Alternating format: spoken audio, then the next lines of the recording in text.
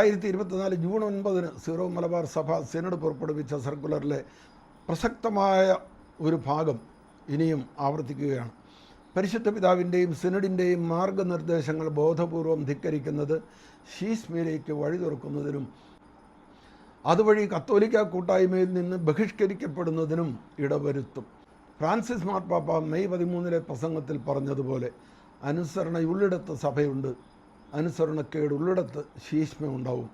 അതിനാൽ 2021 നവംബർ 28 പ്രാബല്യത്തിൽ വന്ന സീറോ മലബാർ സഭയുടെ നവീകരിച്ച തക്സയിൽ നിർദ്ദേശിച്ചിരിക്കുന്ന പ്രകാരം ഏകീകൃത രീതിയിൽ കുർബാന അർപ്പിക്കാത്ത എല്ലാ വൈദികരോടും സീറോ മലബാർ സഭയുടെ മേജർ ആർച്ച് ബിഷപ്പ് എന്ന നിലയിലും എറണാകുളം അങ്കമാലി അതിരൂപതയുടെ അപ്പസ്തോലിക് അഡ്മിനിസ്ട്രേറ്റർ എന്ന നിലയിലും 2024 ജൂലൈ 3 മുതൽ ഏകീകൃത രീതിയിൽ വിശുദ്ധ കുർബാന അർപ്പിക്കാൻ ഞങ്ങൾ അന്തിമമായി ഇതിനാൽ ആവശ്യപ്പെടുന്നു.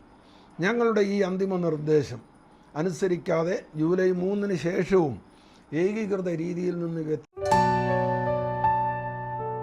വ്യത്യസ്തമായി വിശുദ്ധ കുർബാന അർപ്പിക്കുന്ന വൈദികർ കത്തോലിക്ക സഭയുടെ കൂട്ടായ്മയിൽ നിന്ന് പുറത്തായതായി കണക്കാക്കപ്പെടും എന്ന വസ്തുത നിങ്ങളെ ഔദ്യോഗികമായി അറിയിക്കുന്നു. വൈദിക വൃത്തിയിൽ നിന്നല്ല, കത്തോലിക്ക സഭയുടെ കൂട്ടായ്മയിൽ നിന്ന് പുറത്തായതായി കണക്കാക്കപ്പെടും എന്നാണ് എടുത്തു പറഞ്ഞിരിക്കുന്നത്. ഈ വൈദികർക്ക് 2024 ജൂലൈ 4 മുതൽ കത്തോലിക്ക സഭയിൽ പൗരോഹിത്യ ശുശ്രൂഷ നിർവഹിക്കുന്നതിൽ നിന്ന് ഇനിയൊരു മുന്നറിയിപ്പില്ലാതെ വിലക്കേർപ്പെടുത്തുന്നതാണ്. സീറോ മലബാർ സഭയിലെ മെത്രാന്മാരെ, നിങ്ങൾ ഈ പറഞ്ഞത് കാര്യമാണെങ്കിൽ എറണാകുളം രൂപതയിലെ 300-ലധികം വൈദികർ ഇപ്പോൾ കത്തോലിക്ക കൂട്ടായ്മയിൽ നിന്ന് തന്നെ പുറത്താണല്ലോ. മുന്നറിയിപ്പില്ലാതെ പുറത്താകുന്നതാണ് എന്നല്ലേ നിങ്ങൾ പറഞ്ഞത്? അങ്ങനെയാണെങ്കിൽ ഈ വൈദികർ ഇപ്പോൾ കത്തോലിക്ക സഭയുടെ കൂട്ടായ്മയിൽ പോലും ഇല്ല. സഭയുടെ കൂട്ടായ്മയിൽ നിന്ന് പുറത്തായവർക്ക് കുർബാന അർപ്പിക്കാൻ അവകാശമില്ല. പിന്നെ അവരെ വിലക്കുന്നതിലെന്തർത്ഥം? അടുത്ത വാചകമാണ് ശ്രദ്ധിക്കേണ്ടത്. ഈ തീരുമാനം സീറോ മലബാർ സഭയുടെ വിശുദ്ധ കുർബാന അർപ്പിക്കുന്ന എല്ലാ വൈദികർക്കും ബാധകമായിരിക്കും. വെളിവ് നഷ്ടപ്പെട്ട മെത്രാൻ സംഘം എഴുതി വച്ചിരിക്കുന്ന വിവരക്കേട് നോക്കണേ. സീറോ മലബാർ സഭയുടെ വിശുദ്ധ കുർബാന അർപ്പിക്കുന്ന എല്ലാ വൈദികർക്കും ഈ തീരുമാനം ബാധകമായിരിക്കും.